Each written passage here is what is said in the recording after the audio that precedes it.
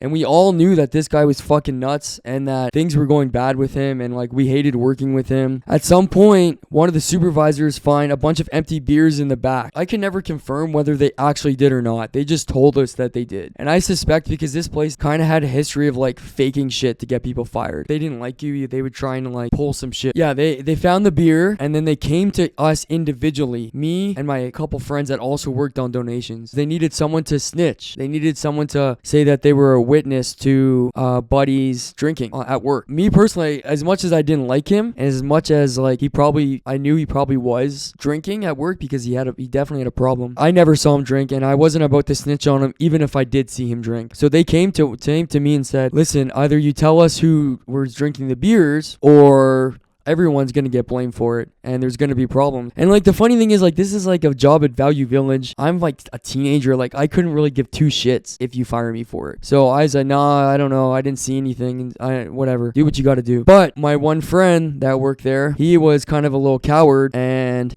he did snitch, and he did say, yeah, those are Buddy's beers. And again, he also didn't see Buddy drink them, to my knowledge. So he just snitched, and really he had no idea if that was his beers or not. He was also afraid of this guy. So long story short, they ended up firing this dude. Keep in mind, Buddy was engaged to a cashier that I worked with all the time. What ends up happening is the cashier tells me, yeah, like my fiance thinks that you ratted on him, and he's pissed. I said, well, I didn't rat on him. It was obviously this other guy. It doesn't matter. He's not going to believe that anyways. He was not allowed back in the store because he had stirred up a bunch of shit, but he would still come and see her. So he would come with he had these two big ass dogs, and he would just wait outside and whatever. One shift I was closing, and so was she. It was a slow night, so there was no donations coming outside. I had no reason to be outside. I was just on the sales floor. I get word that he's outside with his two dogs and that he's kind of waiting for me.